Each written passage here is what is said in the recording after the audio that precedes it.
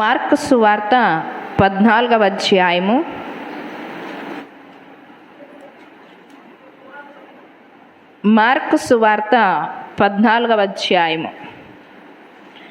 40వ వచనాన్ని మనం చూసుకుందాం.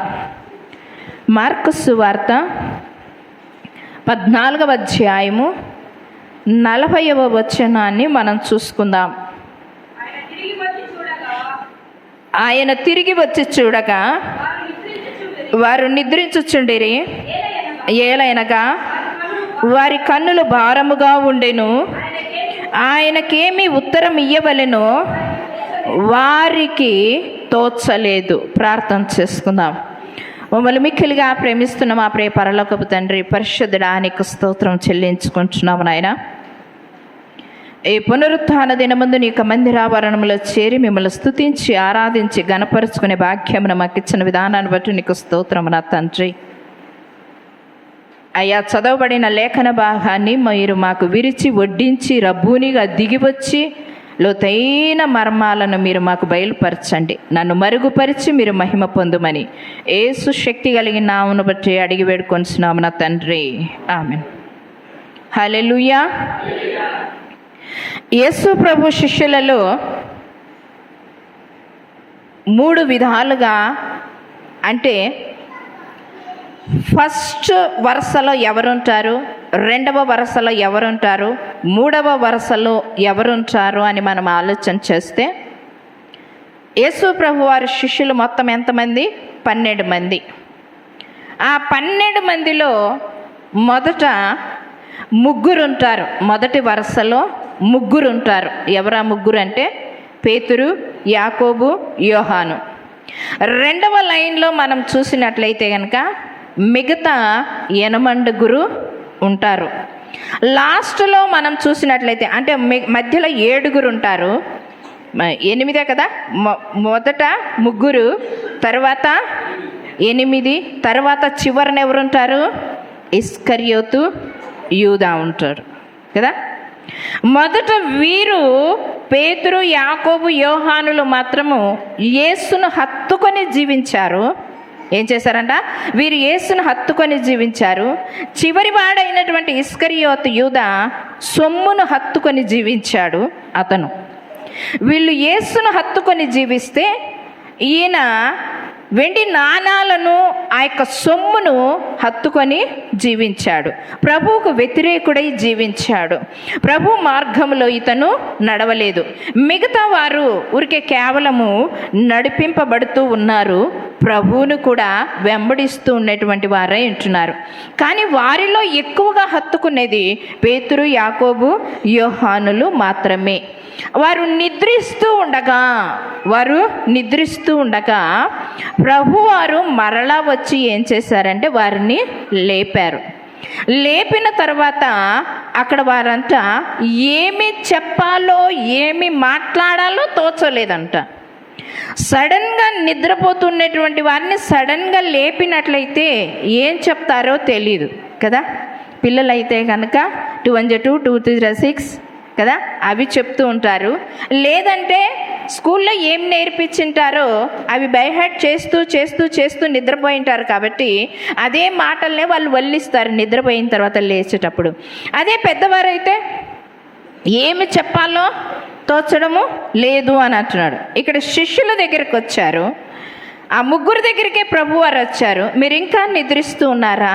లేవండి అని అంటున్నాడు. పాపులైనటువంటి మనుషులకు ఈయన నీతిమంతుడైనటువంటి ఆయన అప్పగించబడబోతున్నాడు, ఇంకా లేవండి అని అంటున్నాడు. అప్పుడు వారికి ఏమి చెప్పాలో తోచలేదు, ఏమి మాట్లాడాలో తోచలేదు, ఏమి సమాధానం ఇవ్వాలో కూడా తోచలేదు అంటున్నాడు. నిజమే, వారు ఆధ్యాత్మికమైనటువంటి సహవాసాన్ని కలిగి ఉండలేదు. ఈ లోకపరమైనటువంటి శారీరకమైనటువంటి సుఖానికి, శారీరకమైనటువంటి నిద్రకు వారు ప్రాధాన్యతనిచ్చారు. కనుక ప్రభు వారు లేపిన తర్వాత ఏమి సమాధానము చెప్పాలో తోచలేదు. ఏదైనా తోటలో యేసు ప్రభు వారు సాయంకాల సమయమందు ఆయన వచ్చినప్పుడు అప్పుడు ఆదాముకి ఏమి చెప్పాలో తోచలేదు, ఏమి మాట్లాడాలో తోచలేదు. ఎందుకు అంటే దేవునితో ఉన్న సంబంధము అక్కడ తెగిపోయింది. దేవునితో ఉన్న సహవాసము తెగిపోయింది. ఎందుకు తెగిపోయింది అంటే వారు దేవుడు చెయ్యవద్దన్న పనిని చేయడము ద్వారా, చెయ్యరాని కార్యము చేయడము ద్వారా వారు దేవుని సహవాసాన్ని ఏం చేసుకున్నారు? దూరం చేసుకున్నారు.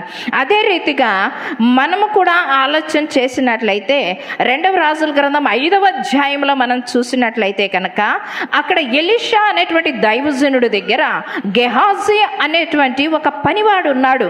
ఆ పనివాడు కూడా చెయ్యరాని కార్యము చేయడము ద్వారా వెంటనే ఎలీషా అంటాడు, నువ్వు ఎక్కడి నుండి వచ్చినావు అని అన్నప్పుడు ఆ గెహాజీ పనివాడైనటువంటి ఆయన అంటాడు, అయ్యా నేను ఎక్కడికి పోలేదు.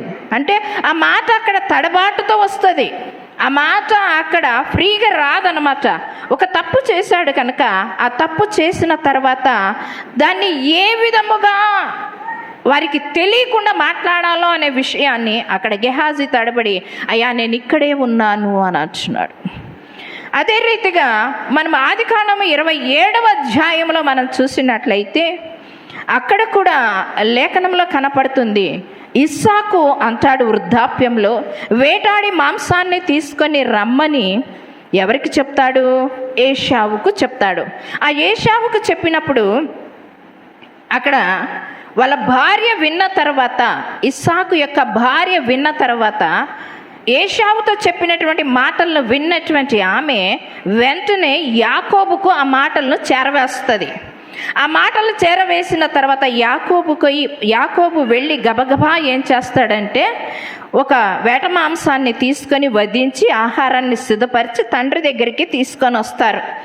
ఆ తండ్రి దగ్గరికి తీసుకొని వచ్చేటప్పుడు ఇస్సాకు చెప్పిండేది ఏశావుకు చెప్పాడు, మాంసాన్ని తీసుకొని రమ్మని, నాకు ఇష్టమైనటువంటి ఆహారాన్ని వండి తీసుకొని రమ్మని. కానీ తీసుకొని వచ్చినది ఎవరు తీసుకొని వచ్చారు? యాకోబు తీసుకొని వచ్చాడు. యాకోబు తీసుకొని వచ్చినప్పుడు, నాయనా లే, నీకు ఆహారాన్ని సిద్ధపరిచి తీసుకొని వచ్చాను అన్నప్పుడు నువ్వు ఎవరివి అని అంటున్నాడు. నాయన లే అన్నప్పుడు కుమారుడే తీసుకొని వచ్చింటాడు. కానీ ఈయన ఏమంటున్నాడు తెలుసా? నీవు ఎవరివి అని అంటున్నాడు. నీవు ఎవరివి అని అంటున్నాడు. చూడండి ఆదికాండం 27వ అధ్యాయం 21వ వచనం నుంచి 23వ వచనం వరకు చూడండి. అతడు తన తండ్రి యొద్దకు వచ్చి నా తండ్రి అని పిలవగా అతడు ఏమి నా కుమారుడా నీవు ఎవరివని అడిగాను. ఆ తర్వాత అంటున్నాడు, అందుకు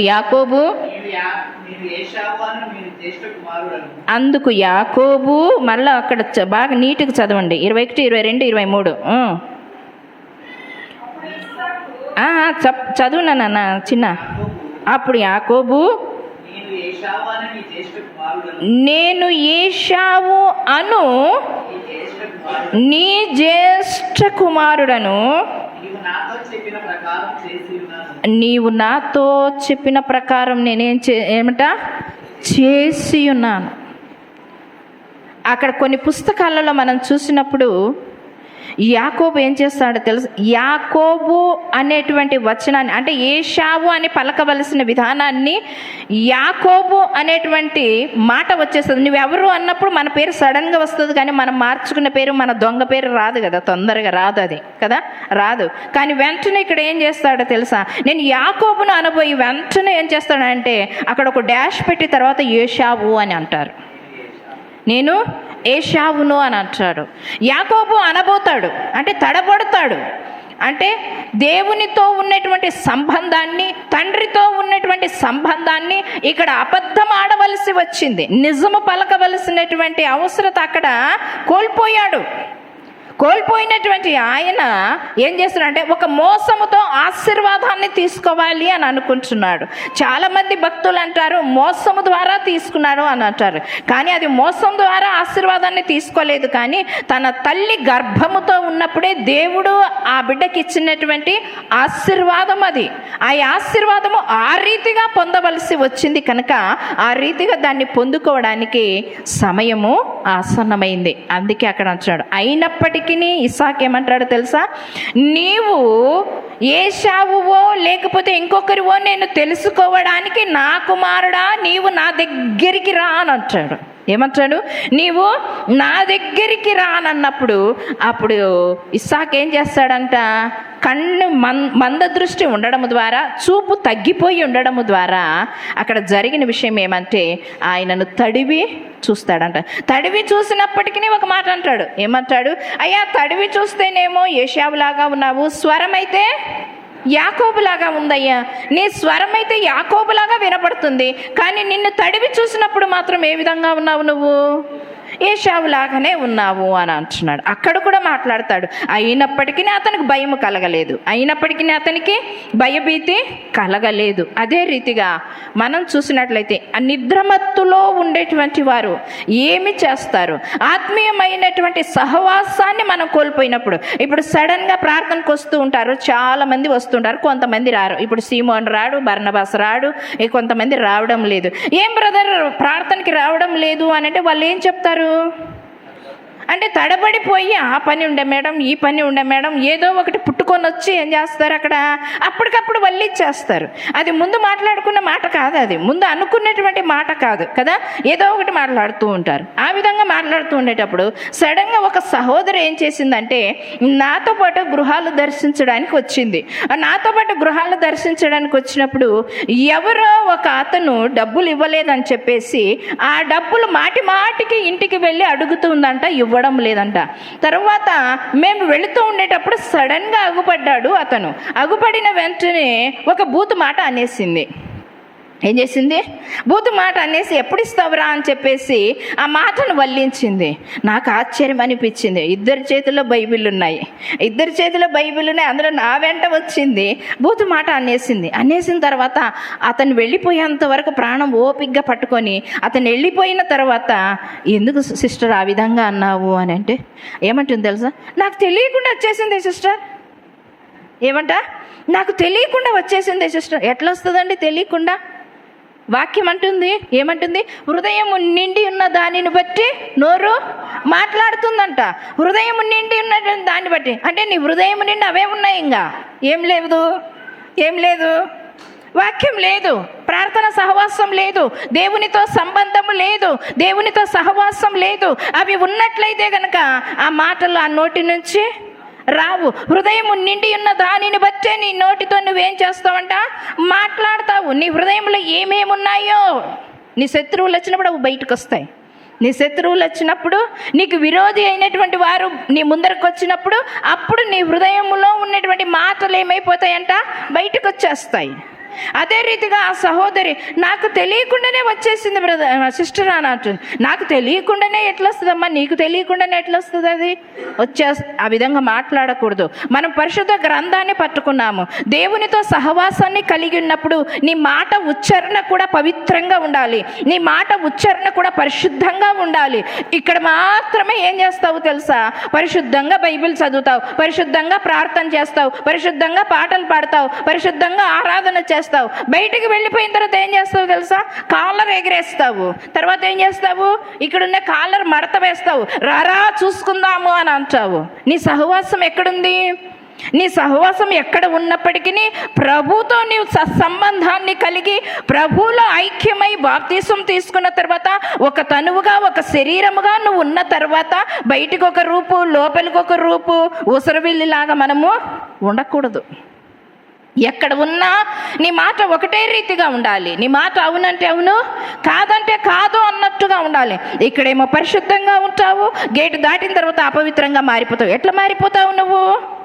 ఎట్లా మారుతావు అంటే నీ పరిశుద్ధత నటన, నీ పరిశుద్ధత మోసము, నీ పరిశుద్ధత మాయ, నీ పరిశుద్ధత దేవునికి మాత్రమే. అంటే మనుషులకు నువ్వు పవిత్రంగా అగుపడవచ్చు, కానీ దేవుని దృష్టిలో నువ్వు ఏ విధంగా అగుపడుతున్నావు ఒక్కసారి ఆలోచించి. ఆ 40వ వచనంలో మనం చూసినట్లయితే, ఆ 40వ వచనంలో అంటున్నాడు, వారు నిద్రమత్తులో ఏమి మాట్లాడుతున్నారో వారికి ఏమి తోచడం లేదు అని అంటున్నాడు. నిజమే, ఏమి మాట్లాడతాం మనం? తప్పు చేస్తున్నప్పుడు ఏం మాట్లాడతామో మనకు తెలియదు. ఆ తొందరపాటుతనముతో ఏమి వల్లిస్తామో మనకి తెలీదు అని అంటున్నాడు. తర్వాత రెండవది మనం ఆలోచన చేస్తే 14వ అధ్యాయం 46వ వచనం 47వ వచనంలో చూడండి. 46వ వచనము 47వ వచనంలో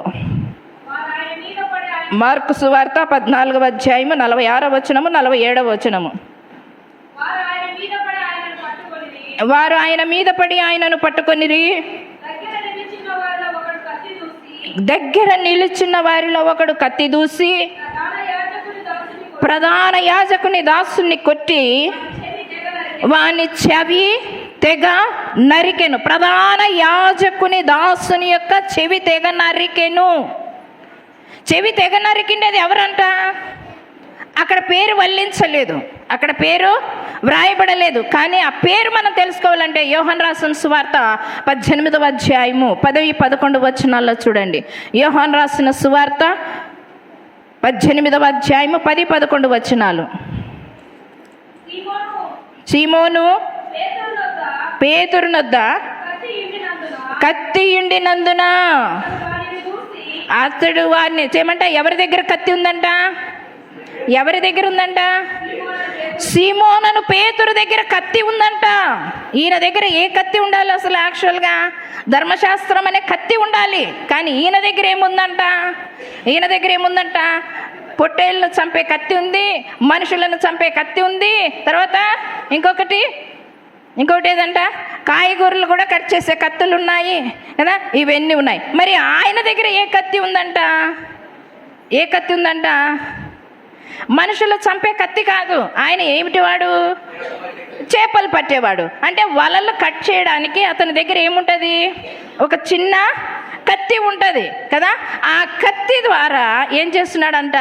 యేసు ప్రభు వారిని పట్టుకోవడానికి దూసుకొని వచ్చినటువంటి వారిని, ఒక ప్రధాన యాజకుని యొక్క దాసుని అంటున్నాడు.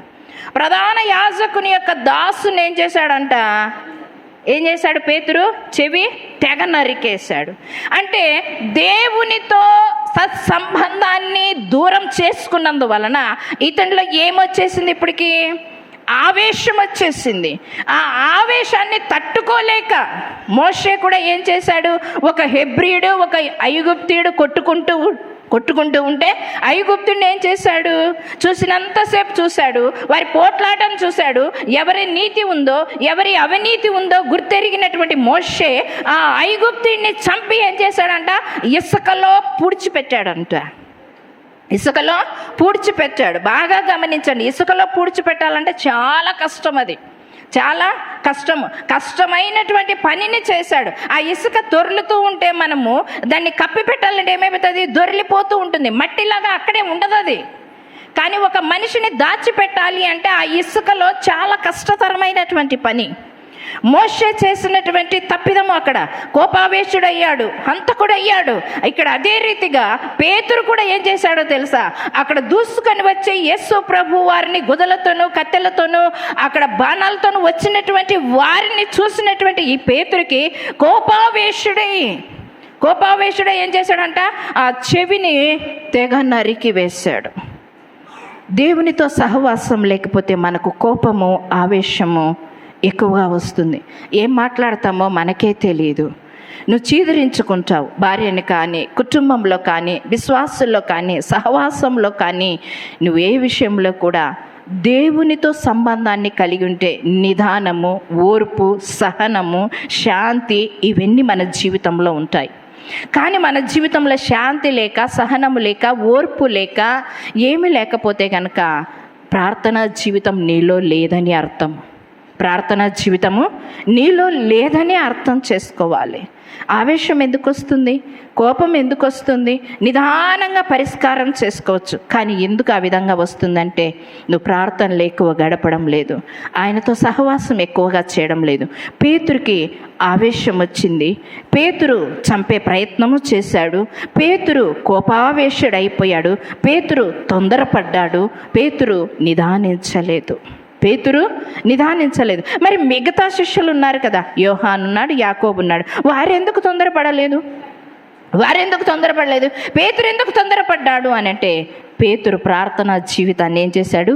కోల్పోయాడు. ఈ లోకపరమైనటువంటి నిద్ర అనే అవస్థకు బానిసైపోయినందువలన అక్కడ ప్రార్థన చేసి ఉంటే ఇక్కడ కోపావేశుడయ్యేవాడు కాదు, ఇక్కడ చెవి తెగ నరికేటువంటి వాడు కానే కాదు. కానీ జ్ఞాపకం చేసుకోండి, రెండవది ఏమంట? అతనికి ఏం కోల్పోయాడంట? ఏం కోల్పోయాడు? దేవునితో సంబంధాన్ని కోల్పోయినందువల్ల ఇతని జీవితంలోకి ఏం ప్రవేశించింది? కోపము ప్రవేశించింది, ఆవేశము ప్రవేశించింది. తర్వాత ఏం చేశాడు? చంపడానికి కూడా వెనుకాడలేదు. బాగా గమనించండి. తర్వాత మనం ఆలోచన చేస్తే 14వ అధ్యాయము 66వ వచనంలో మనం చూసుకుందాం. 14వ అధ్యాయం 66వ వచనము. చదువునన్నా. పేతురు ముంగిట క్రింది భాగములో ఉండగా, ఇదే వచనాన్ని, ఇదే మాటల్ని మత్తయి రాసిన సువార్త 26వ అధ్యాయము మనం చూసినట్లయితే 58వ వచనం నుంచి 69వ వచనం వరకు కూడా ఉంటుంది. బాగా గమనించి చూడండి. తర్వాత లూకా రాసిన సువార్త 22వ అధ్యాయము 54వ వచనంలో కూడా చూడండి. లూకా సువార్త 22వ అధ్యాయము 54వ వచనము.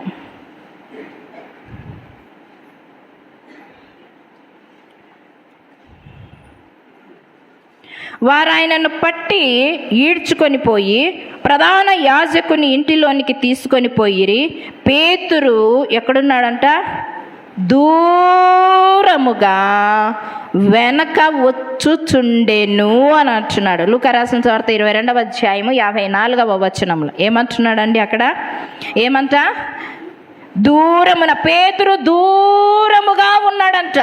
అంటే యేసు ప్రభు వారికి ఆయనతో సహవాసాన్ని కలిగి నడిచేటప్పుడు ఎక్కడున్నాడు? ముందు లైన్లో ఉన్నాడు. ఇప్పుడు ఎక్కడున్నాడంట? దూరంగా ఉండిపోయినాడు. అంటే ఎక్కడున్నాడు? వెనక భాగం ఉన్నాడు. అంటే ఇస్కరియోతు యూదా స్థలంలోకి పేతురు వచ్చేసాడు కదా. పేతురు ఏం చేశాడు? సహవాసాన్ని కోల్పోయిన తర్వాత మనము దేవునికి ఏమైపోతామంట? దూరం అయిపోతాం. ఇప్పుడు పేతురు ఎవరికి దూరం అయిపోయాడు? దేవునికి దూరం అయిపోయాడు, యేసుకు దూరం అయిపోయాడు, యేసు ప్రేమించినటువంటి ప్రేమకు దూరం అయిపోయాడు, ఆయన సహవాసానికి దూరం అయిపోయాడు, ఆయన దగ్గరికి రావడానికి ధైర్యము రావడం లేదు, ఆయనతో కలిసి నడవడానికి సాహసించలేకపోయాడు. హానోకు దేవునితో నడిచెను. ఎందుకు నడిచాడు? హానోకు దేవునికి ఇష్టడుగా ఉన్నందువలన. నోవాహు దేవునితో నడిచెను. నోవాహు నీతిపరుడుగా ఉండేను. కానీ ఎందుకు నీతిపరుడుగా ఉన్నాడు? ఆయన యందలి భయభక్తులు కలిగి ఉన్నందువలన నీతి అనేది అతని జీవితంలోకి ప్రవేశించింది. అదే రీతిగా ఇక్కడ కూడా మనం చూసినట్లయితే ఈ యొక్క పేతురు ఏం చేస్తున్నారంటే, వారంతా యేసు ప్రభువుని తీసుకొని వెళుతూ ఉండేటప్పుడు ఆయనతో పాటు ఈయన కూడా ఉండవలసిన వాడు ఎక్కడున్నాడంట తెలుసా? వెనకాల ఉన్నాడు. ముందర భాగంలో ఉండవలసిన వ్యక్తి, ఆయనతో పాటు నడవలసిన వ్యక్తి, నీ కోసం నేను ప్రాణమైనా ఇస్తానని చెప్పిన వ్యక్తి, నీ కొరకు నేను ఏమైనా చేస్తాను, నువ్వు అందరితో నన్ను పోల్చొద్దు, అందరితో కలిపి నువ్వు మాట్లాడొద్దు అన్నటువంటి వ్యక్తి ఇప్పుడు ఎక్కడున్నాడు? వెనక భాగంలో ఉన్నాడంటే నిజంగా జ్ఞాపకం చేసుకోండి. ముందర లేడు. మనం బాగా చూసినట్లయితే 14వ అధ్యాయము 66వ వచనాన్ని చూసుకుందాం. 14వ అధ్యాయము 66. అమ్మా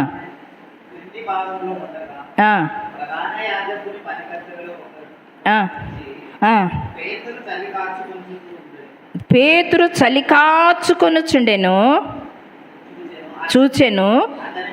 అతన్ని నిదానించి చూచి, నీవు నజరేయుడగు ఆ యేసుతో కూడా ఉండిన వాడవు కదా అనెను. అందుకు అతను ఏమంటున్నాడంట? ఆయన ఎవడో. ఆయన సహవాసాన్ని కోల్పోతే మాట తీరు కూడా మారిపోతుంది. ఏం మారిపోతుందంట? మాట తీరు మారిపోతుందంట. ఏమంటున్నాడు ఇక్కడ? ప్రభువుని గురించి ఏమంటున్నాడు? ఆయన ఎవడో నేను ఎరుగను. ఇప్పుడు మాట తీరు మారిపోయింది, సహవాసము దూరం అయిపోయింది, ఆవేశపరుడు అయ్యాడు, హంతకుడిగా తయారవడానికి సిద్ధమయ్యాడు. 4వది ఏమంటున్నాడు ఇక్కడ? ఆయన ఎవరో నేను ఎరుగను అని అంటున్నాడు. ఆయన ఎవరో నేను ఎరుగను. బాగా గమనించు. అంటే మాట వర్చస్సు కూడా ఏమైపోయింది? వాక్యపు ఉచ్చారణ మన నోటిలో ఉండవలసిన విధానాన్ని వల్గర్ లాంగ్వేజ్ ఇక్కడ వచ్చేసింది. ఆయన ఎవడో నేను ఎరుగను అని అంటున్నారు. మొదటి సమయాల గ్రంథం 25వ అధ్యాయంలో నాబాలు అనేటువంటి ఒక మోటువాడు ఉన్నాడు. నాబాలు అనేటువంటి మోటువాడు ఉన్నాడు. అతడు బహు ధనవంతుడు, గొర్రెలు కలిగినవాడు, మేకలు కలిగినవాడు, గొడ్లు కలిగినవాడు, అన్ని ఆస్తిపరుడు. అతను ఆస్తిపరుడు. ఒకరోజు ఏం జరిగిందంటే, తన మందనంతా అరణ్యంలో ఉన్నప్పుడు దావీదు యొక్క సైనికులు, దావీదు కూడా అక్కడే ఉండడం ద్వారా వారి మందకు ఎటువంటి తోడేళ్ళు కానీ, సింహాలు కానీ, పులులు కానీ ఆ మందలోనికి ప్రవేశించకుండా దావీదు ఈ దగ్గర ఉన్నటువంటి సైనికులు ఏం చేశారంటే, రాత్రంతా వారికి ఒక కాపలాగా ఉన్నారు. ఎవరికి? నాబాలుకా? కాదు. ఎవరికంట? నాబాలు యొక్క మందకు కాపలా ఉన్నారంట. అంటే నాబాలుకు ఉన్నటువంటి గొర్రెలకి వీళ్ళు ఎవరు కాపలా ఉన్నారంట? నాబాలు యొక్క పశువుల కాపరులు కాపరిగా లేరు. అక్కడ నైట్ డ్యూటీ వారు చేయడం లేదు. ఎవరు చేస్తున్నారు?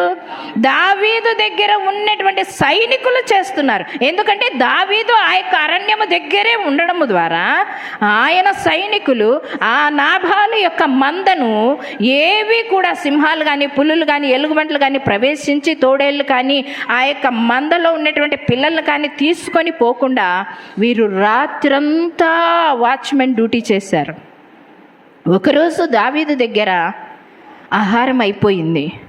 దావీదు దగ్గర ఉన్నటువంటి సైనికులకు ఆహారం లేదు. ఆహారం లేనందువలన దావీదుకు ఒక వర్తమానము వినబడింది. ఏమని అంటే, నాబాలు ఏం చేస్తున్నాడంట? గొర్రెను కత్తిరిస్తూ ఉన్నాడు. గొర్రెబొచ్చులు ఏం చేస్తున్నాడంట? కత్తిరిస్తున్నాడు. ఆనాటి కాలంలో గొర్రెబొచ్చు కత్తిరించేటప్పుడు ఒక విందుని ఏర్పాటు చేసేవారు. ఎంతమంది అన్నారని ఏం చేస్తారంట? భోంచేసి వెళ్ళేటువంటి వారు, ఆతిథ్యాన్ని తీసుకొని వెళ్ళేటువంటి వారు. ఆ వర్తమానము దావీదుకు వినపడింది. దావీదుకు వినపడినప్పుడు దావీదు దగ్గర ఉన్నటువంటి అనుచరులు కొంతమందిని ఎక్కడికి పంపించాడంట? నాబాలు దగ్గరికి పంపించాడు. ఎందుకు పంపించాడు? అది కూడా ఆహారము కొరకు. ఆహారము కొరకు ఒక పరాయి వాని దగ్గరికి ధైర్యంగా పంపించడానికి గల కారణమేమి? ఆయన మందను ఈయన చూసుకున్నాడు కాబట్టి ఒక అధికారం ఉంది. మనము బ్యాంకులో డబ్బులు పెట్టుకున్న తర్వాత దాన్ని తీసుకునేటువంటి అధికారము మనకుంటుంది. అదే రీతిగా ఇక్కడ దావీదు యొక్క సైనికులు ఆ మందను చాలా రోజులు చూసుకున్నందు వలన ఆ మందను కాసేటువంటి పనివారు నాబాలుకు అదే వర్తమానాన్ని చెప్పింటారు. అయ్యా, మేము రాత్రంతా నిద్రపోయిన, పగులంతా కాచి రాత్రి నిద్రపోయినప్పుడు ఆ రాత్రికాల సమయమందు దావీదు మహారాజు యొక్క సైనికులు ఏం చేశారు? ఈ మందను కాచారయ్యా. రాత్రంతా ఒక వెలుగుమయులుగా వాళ్ళు చుట్టూ, ఆ మంద చుట్టూ ఉండి కాపలా కాశారయ్యా. ఏ యొక్క సింహాలు కానీ, పులులు కానీ, అడవి జంతువులు రాకుండా, మన మందలోకి నష్టం రాకుండా, మన మందలో ఉన్న పిల్లలు తప్పిపోకుండా ఉండడానికి వారు కాపలా కాశారయ్యా అని చెప్పి ఉంటారు అని అనుకొని దావీదు ఏం చేశాడంటే, తన దగ్గర ఉన్నటువంటి సైనికుని నాబాలు దగ్గరికి పంపించాడు. ఆ నాబాలు దగ్గరికి పంపించినప్పుడు జరిగిన సంఘటన ఏమంటే, ఆయన ఏమంటున్నాడు తెలుసా? పంపించిన తర్వాత, అయ్యా, దావీదు అనుసరులు కొంతమంది ఉన్నాము, నీవు విందు చేస్తున్నావనే వార్తను మాకు తెలిసింది. ఆ విందులో మీరు చాలా ఆహారం చేసి ఉంటారు. అందులో కొద్దిగా మాకి, దావీదుకి ఆహారం లేక బాధపడుతున్నాం, కొద్దిగా ఆహారాన్ని మాకు దయచేస్తారా అని అన్నప్పుడు అప్పుడు పలుకుతూ ఉండేటువంటి మాటను మనము జ్ఞాపకం చేసుకుందాం. ఏమంటున్నాడో తెలుసా? మొదటి సమయాల గ్రంథము 25వ అధ్యాయము 10-11 వచనాల్లో చూడండి. మొదటి సమయాల గ్రంథము 25వ అధ్యాయము 10-11 వచనాలు. నాబాలు ఎవడు? నాబాలు అంటున్నాడు. ఏమంటున్నాడు తెలుసా? దావీదు ఎవడు? యెష్షయి కుమారుడు ఎవడయ్యా? ఒకటి జ్ఞాపకం చేస్తున్నావు. ఏమంటున్నాడండి? దావీదు ఎవడు? యెష్షయి కుమారుడు ఎవడు? ఇప్పుడు దావీదు ఎవడు అని అన్నప్పుడు యెష్షయి ఎట్లా తెలిసాడు? దావీదు ఎవడో అని అన్నప్పుడు దావీదు తండ్రి అయినటువంటి యెష్షయి ఎట్లా తెలిసింది ఈయనకి కదా? దావీదు ఎవడు? యెష్షయి కుమారుడు ఎవడు? తన యజమానుని చదువుమా. తమ యజమానును విడిచి పారిపోయినటువంటి దాసుడు అనేక మంది ఉన్నారయ్యా, అనేక మంది ఉన్నారు. నేను ఎట్లా పెట్టాలి అన్నము? ఏ విధంగా పెట్టాలి అన్నం? ఎవరో తెలియని వ్యక్తులకి నేను పెట్టాలనా? నేను పెట్టను. ఎవడో నేను ఎరుగను అని అంటున్నాడు దావీదునంట. ఎవడో నేను ఎరుగను అని అంటున్నాడు. అదే రీతిగా ఇక్కడ పేతురు కూడా ఏమంటున్నాడు తెలుసా? ఆయన చలి కాచుకొనుచుండగా అక్కడ ఒక చిన్నది వచ్చి, నీవు ఆయనతో పాటు తిరిగిన వాడవు కదా, నీవు ఆయనతో పాటు తిరిగిన వాడవు కదా, ఆయనతో పాటు ఉన్నవాడవు కదా, ఆయన సహవాసంలో పాలిభాగస్తుడివి కదా అని అన్నప్పుడు అప్పుడు పేతురు ఏమంటున్నాడు తెలుసా? ఆయన ఎవడో నేను ఎరగను. అక్కడ నోటి ఉచ్చారణ జారిపోయింది. ప్రభుని ఎవడో అన్నాడు, కానీ కింది వచనంలో మనం చూసినట్లయితే ఆ చిన్నది అంటదు వీడు అనే సంబోధిస్తుంది. ఈయన వాడు అని సంబోధించినప్పుడు ఈ చిన్నది వీణ్ణి వీడు అని సంబోధించింది. ఇక్కడ చూడండి, మనము ఒకరిని ఒక మాట దుష్కార్యంగా అన్నాము అని అంటే మనల్ని ఒకడు అనేవాడు సిద్ధంగా వెనకల ఉంటాడు, ఒకడు వెనకల ఉంటాడు. చూడండి, ఎవడో ఎరుగను అని అంటున్నాడు. ఎవడో ఎరుగను అని అన్నప్పుడు ఒక మాట జ్ఞాపకం చేసుకుందాం. పేతురు, నీవు లోతుగా ధోనిని నడిపి ఏం చేయమంటున్నాడు? ఇటు పక్కగా వల వెయ్యి అని అన్నాడు. అది ఒకటి. తర్వాత పేతురుని నీళ్ల మీద నడిపించిన వాడు ఎవరు? యేసు ప్రభువారే. ఆ విషయాన్ని కూడా ఏం చేశాడు? మరచిపోయాడు. తర్వాత చేపలు పట్టిన విషయాన్ని మరచిపోయాడు. పేతురు అత్త జ్వరము చేత బాధపడుతున్నప్పుడు యేసు ప్రభుని ఇంటికి పిలిపించి ఆయన చేత ఆమె చేయి తాకగానే జ్వరం ఆమెను విడిచెను అంటున్నాడు. ఆ సందర్భము మర్చిపోయాడు పేతురు. ఇన్ని సందర్భాలు మర్చిపోవడానికి కారణము ఆత్మీయ లేమి, ఆత్మీయ సహవాసం ఏం చేశాడు? కోల్పోయాడు. బాగా జ్ఞాపకం చేసుకుని అందుకే అంటున్నాడు ఆయన ఎవరో నేను ఎరుగను అని అంటున్నాడు. మరలా రెండవసారి ప్రధాన యాజకుని యొక్క దగ్గర పని చేస్తున్నటువంటి పనికత్తెలలో ఒకటి వచ్చి, నువ్వు ఆయనతో పాటు తిరిగిన వాడవు కదా, వాడు వాడే అని సంబోధిస్తుంది. ఇన్ని సంఘటనలు జరిగినప్పుడు కోడి కూసిందంట. ఏం చేసిందంట? కోడి కూసిందంట. కోడి కూసిన వెంటనే ప్రధాన యాజకులు ఆయనను ఒక తప్పు చేసిన వాణిని ఏ విధముగా యేసు ప్రభుని లాక్కొని పోతారు, తప్పు చేసిన వాడిని మనం ఏ విధంగా లాక్కొని పోతాం, అట్లా యేసు ప్రభుని ఏం చేశారంట? లాక్కొని పోతూ ఉండేటప్పుడు కోడి కూసిన వెంటనే ఆయన దీన చూపుతో ఎవరి వైపు చూశాడంట? పేతురు వైపు చూశాడంట. ఆ చూపులో వెతుక్కున్నాడు తన తప్పుని, ఆ చూపులో వెతుక్కున్నాడు తన పాపాన్ని, ఆ చూపులో వెతుక్కున్నాడు ఆ సహవాసాన్ని, ఆ చూపులో వెతుక్కున్నాడు ప్రార్థన లేమి జీవితాన్ని. ఆ చూపు చూసిన వెంటనే ప్రభువారు ఏమీ మాట్లాడలేదు. యేసు ప్రభువారు కల్వరి కొండలో ఆ సిలువలో బలియాగమైనప్పుడు ఆ పక్కన దొంగ ఈ పక్క దొంగ ఉన్నప్పుడు కుడి పక్కన ఉన్నటువంటి దొంగ వైపు చూసిన తర్వాత ఊరికే చూస్తూ ఉన్నాడు.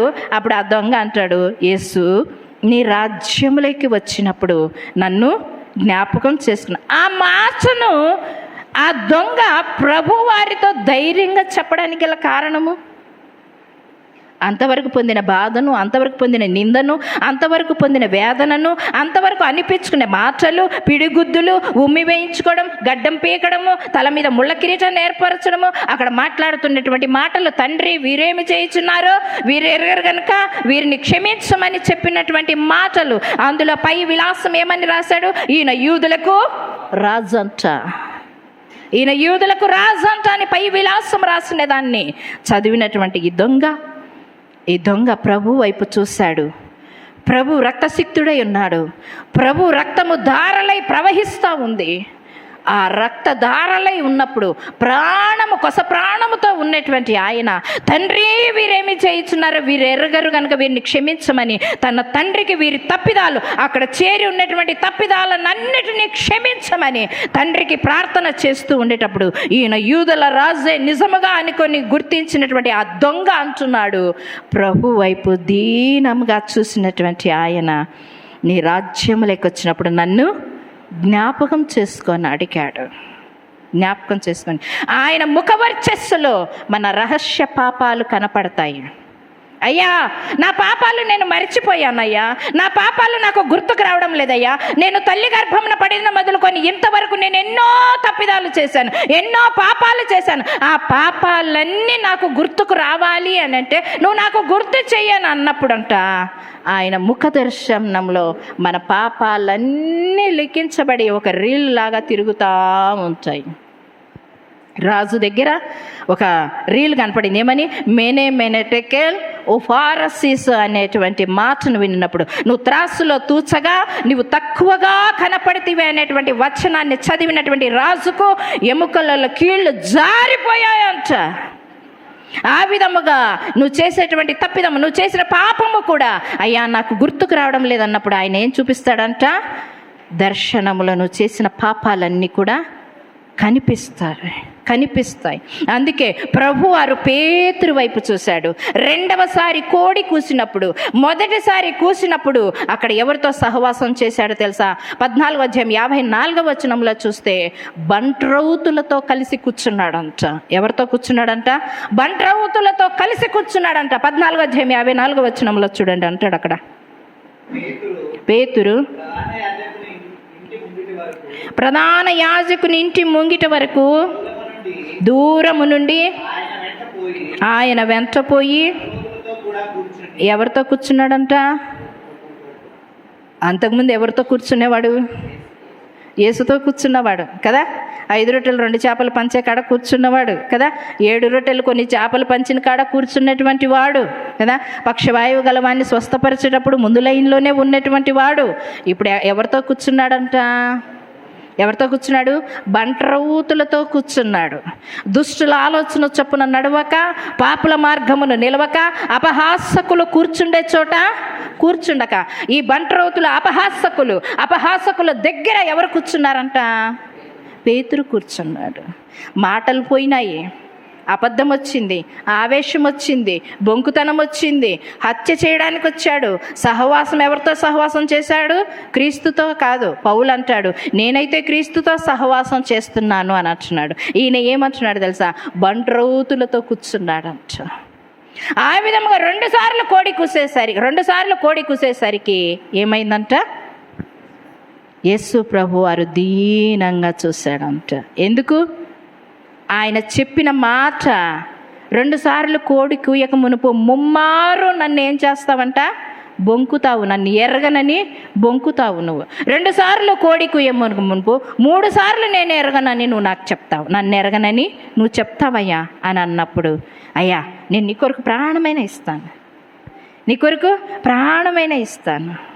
ఏది ప్రాణం? ఆయన ఎవడో ఎరగను అని అంటున్నాడు. ఆయన ఎవరో నేను ఎరగను అంటాడు. తర్వాత కింది వచనంలో మనం చూసినట్లయితే ఒట్టు పెట్టుకుంటున్నాడంట. ఏమని? ఎరగను అంటే ఆడి వరకు అయిపోయేది కదా.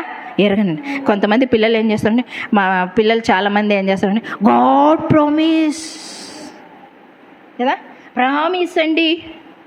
తర్వాత పిల్లలు చెప్పేది వినాలి, భలే చక్కగా ఉంటుంది కదా. గాడ్ ప్రామిస్ అని అంటాడు. జాను ఒకసారి ఏం చేశాడంటే, వాడు సెల్లులో ఫ్రీ ఫైర్ ఆడుతుండేటప్పుడు మేము చాలా అరుస్తూ ఉంటాం. స్కూల్లో ఒక ఫ్రెండ్ అలవాటు చేయించాడు దానికి.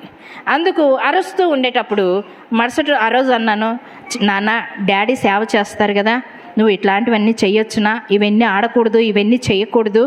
రేపు స్కూల్ నుంచి వచ్చేసి నువ్వు బ్యాగ్ ఇంట్లో పెట్టేసి స్నానం చేసి ఇంటికి నేరుగా రా, నేను నీకు హోంవర్క్ రాయిస్తాను అని అన్నప్పుడు ఏమన్నాడు తెలుసా? అవా చెయ్యి ఇట్లా పెట్టు అన్నాడు. సరే అని ఇట్లా చెప్తే, ప్రామిస్ రేపు నేను నీ దగ్గరికి వస్తాను. ఏమన్నాడు? ప్రామిస్ అవ్వా నేను నీ దగ్గరికి వస్తాను అని అన్నాడు. సరే అని చెప్పేసి ఆ రోజు వచ్చాడు గబగబా. వాడే వచ్చి వాళ్ళ ఇంట్లో బ్యాగ్ పెట్టేసి స్నానం చేసేసి డ్రెస్ చేంజ్ చేసుకొని వచ్చేసాడు. డ్రెస్ చేంజ్ చేసుకొని వచ్చిన తర్వాత, అవా నేను మాట మీద ఉన్నాను, ప్రామిస్ చేశాను కదా, పేపర్ది హోంవర్క్ ఏమేమి చెప్తావో చెప్పు, నేను రాసేస్తాను అన్నాడు. అంటే నేను అన్నాను, ఈరోజు ఒక్కటే కాదు, రోజు ఉండాలి. దేవునికి స్తోత్రం, హల్లెలూయా. రోజు ఉండాలి. వాడు ఏం చేశాడు తెలుసా? ఆ రోజే అనుకున్నాడు వాడు, ఆ రోజు ఒక్కటే అనుకున్నాడు వాడు. తర్వాత అన్నాడు, జాన్ అన్నాడు, అవా ట్రై చేస్తాను. ఏమంట? ఫస్ట్ రోజు ఏమన్నాడు? ప్రామిస్ చేశాడు. సెకండ్ రోజు ఏమంటున్నాడు వాడు? ట్రై చేస్తాడంట. ట్రై చేస్తాను. ఒకసారి ఆలోచించండి. నిజమే, ఇక్కడ పేతురు ఎవడో అని బొంకాడు. తర్వాత కింది వచనంలో మనం చదువుకుంటూ పోతే కనుక ఆయన అంటాడు ఒట్టు పెట్టుకుంటున్నాడంట. ఏం చేస్తున్నాడు? ఒట్టు పెట్టుకుంటున్నాడు. 2వ రాజుల గ్రంథం 5వ అధ్యాయంలో మనం చూసినట్లయితే 2వ రాజుల గ్రంథం 5వ అధ్యాయం 20వ వచనంలో చూడండి అంటాడు. 2వ రాజుల గ్రంథము 5వ అధ్యాయము 20వ వచనం.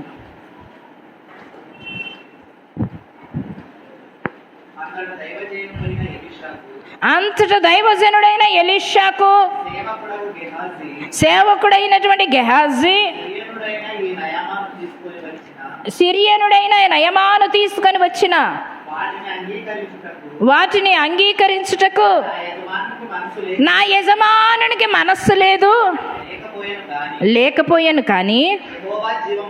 ఏమంట? ఎవరంటున్నారు ఈ మాట? ఎవరంటున్నారు ఈ మాట? యెహోవా జీవముతోడు అంటున్నాడు. ఈ మాట గెహాజీ ఎవరి దగ్గర నేర్చుకున్నాడు? ఎవరి దగ్గర నేర్చుకున్నాడు? 5వ అధ్యాయం 16వ వచనం. 5వ అధ్యాయం 16వ వచనం. ఎలీషా ఏమంటున్నాడు ఇక్కడ? ఎవని సన్నిధిన నేను నిలబడి ఉన్నానో ఇశ్రాయేలీయుల దేవుడైనా ఏమంట? ఆ యెహోవా జీవముతోడు అనే మాటను ఎవరు నేర్చుకున్నారు ఇక్కడ? గెహాజీ నేర్చుకున్నాడు. ఎవరి దగ్గర నేర్చుకున్నాడు? గురువు దగ్గర శిష్యుడు నేర్చుకున్నాడు. ఈ గురువు ఎవరి దగ్గర నేర్చుకున్నాడు? ఏలియా దగ్గర నేర్చుకున్నాడు కదా. ఏలియా దగ్గర 1వ రాజుల గ్రంథంలో మనం చూసినట్లయితే 17వ అధ్యాయం 1వ వచనంలో చూసినట్లయితే ఈ ఎలీషా ఏలియా దగ్గర నేర్చుకున్నాడు. యెహోవా జీవము తోడు అనేటువంటి విషయాన్ని మాట్లాడుతున్నాడు. వారు ఎందుకు ఆ మాటను వల్లించారు అంటే వాళ్ళు పవిత్రమైనటువంటి మాటలు, పరిశుద్ధమైనటువంటి మాటలు, జరిగించేటువంటి మాటలు, జరగబోయేటువంటి మాటలను వాళ్ళు వెల్లడి చేస్తున్నారు కనుక నేను ఎవని సన్నిధిని నిలబడి మాట్లాడుతున్నానో ఆ యెహోవా జీవము తోడు అది జరుగునుగాక అని అంటున్నారు వాళ్ళు. ఇక్కడ గెహాజీ ఏం చేస్తున్నాడు? యెహోవా జీవము తోడు. దైవజనుడా, యెహోవా జీవము తోడు. ఎవరంట ఇతను? దాసుడు. ఎవరంట? ఎలీషాకి దాసుడు. దాసుడు అని అంటే యజమానుడు చెప్పిన పని చేసేవాడు దాసుడు. మరి ఈ దాసుడు యజమానుడు చెప్పకముందే పోయి ఏం చేశాడు అక్కడ? బంగారును, వెండిని, వస్త్రాలను, అన్ని విలువైనటువంటి వాటిని అన్నిటిని ఏం చేశాడంట? నీ దాసుడనగు అని అంటున్నాడు. అంటూనే ఉన్నాడు. ఏమంటున్నాడు? నీ దాసుడనగు అని అంటున్నాడు. ఆ దాసుడు చెప్పేటువంటి మాటను వినకుండానే పోయి తప్పిదము చేసి దాన్ని తీసుకొని వచ్చి ఇంట్లో పెట్టి మరలా దైవజనుడి దగ్గరకు వచ్చినప్పుడు నీ దాసుడు నేను యెహోవా జీవంతోడు నేను ఎక్కడికి వెళ్ళాలి? అక్కడ పోయి ఆ నయమానతో ఏమంటున్నాడు? అక్కడ కూడా అంటున్నాడు. ఏమంటున్నాడు? వేరే ప్రాంతం నుంచి 2 వచ్చారు, వారికి వస్త్రాలు లేవంట, అవి లేవంట. అక్కడ అబద్ధం మొంకాడు. తర్వాత ఏమంటున్నాడు? నా దాసుడు, నా యొక్క యజమానుడు నన్ను పంపించాడు అని ఒక అబద్ధం చెప్తున్నాడు. 2వ అబద్ధం ఏమంటున్నాడు? 2 మనుషులు వచ్చారు అంటున్నాడు. 3వ అబద్ధం ఏం చెప్తున్నాడు? అక్కడ కొన్ని ఆభరణాలను తీసుకొని, వస్త్రాలను తీసుకొని వచ్చాడు. వచ్చిన తర్వాత మరలా దైవజనుడితో ఏమంటున్నాడు తెలుసా? నీ దాసుడు నేను ఎక్కడికి పోలేదు, యెహోవా జీవముతోడు నేను ఇక్కడే ఉన్నాను అని అంటున్నాడు. ఏమంటున్నాడు? ఒట్టు పెట్టుకుంటున్నాడు యెహోవా జీవముతోడు అని. యెహోవా జీవముతోడు. అందుకే అంటాడు సువార్తలను అంటాడు, నీవు ఆకాశం తోడని కానీ భూమి తోడని నువ్వు పెట్టుకోవద్దు, సింహాసనము తోడని నువ్వు పెట్టుకోవద్దు అంట. ఒట్టు పెట్టుకోవద్దు అని అంటున్నాడు. చాలామంది ఒట్టు తీసి గట్టును పెట్టు తర్వాత మాట్లాడు అని అంటారు. అది తప్పు. ఒట్టు పెట్టుకోకూడదంట. చాలామంది ఏం చేస్తారు తెలుసా? నా పిల్లల తోడు, నా భర్త తోడు, బైబిల్ తోడు, ఇవన్నీ పెట్టుకోవద్దమ్మా దయచేసి. ఎందుకు పెడతారు? మీ మాట అవునంటే అవును, కాదంటే కాదు అని మాత్రమే ఉండాలి. తర్వాత ఏం జరిగింది తెలుసా? ఇవన్నీ అయిపోయాయి. ఒట్టు పెట్టుకున్నాడు, అబద్ధం మొంకాడు, హత్య చేయడానికి పాలు పంపులు పొందాడు, సహవాసానికి దూరం అయిపోయాడు, తర్వాత అబద్ధము బొంకాడు. తర్వాత లాస్ట్లో ఏమైందంట? ఆయన దీనమైనటువంటి చూపు పేతురు వైపు చూసేసరికి పేతురికి ఏం కలిగింది తెలుసా? సంతాపము కలిగిందచ్చు. దూరంగా పోయి పశ్చాత్తాపంతో ఎంత దూరం అయిపోయాడో అంత దేవునికి హత్తుకునేలాగా 5,000 మందిని 3,000 మందిని రక్షణలోకి తీసుకొని వచ్చే విధంగా మారిపోయాడు. దేవునికి స్తోత్రం. హల్లెలూయా. దూరమైన వాడు పశ్చాత్తాపడ్డాడు. నిజంగా నీవు కూడా ఎన్నో విషయాలలో దూరం అయిపోతూ ఉంటావు, ఎన్నో విషయాలలో బొంకుతూ ఉంటావు, ఎన్నో విషయాలలో తప్పిపోతూ ఉంటావు. తప్పిపోయిన కుమారుని ఏ విధంగా రక్షించి తండ్రి దగ్గరకు చేర్చాడు, అదే రీతిగా నిన్ను కూడా ప్రభువారు తన తండ్రి దగ్గరకు చేర్చాలని ఆయుత్తంగా ఉన్నాడు. కానీ నువ్వేం చేస్తున్నావు? పేతురులాగా, ప్రభువా నేను కూడా పలుమార్లు తప్పిపోయాను, నీ దీన చూపులో నీ కరుణా హస్తము కలిగినటువంటి చేతి క్రింద నేను కూడా నా పాపాలు ఒప్పుకొని నీకు చేరువవ్వడానికి, నిన్ను హత్తుకొని జీవించడానికి నన్ను కూడా సిద్ధపరచు ప్రభువా అని మనమందరం అడుగుదామా? మనమందరం కలిసి అడుగుదామా? మోకరిద్దాం. అందరూ మోకరించినట్లయితే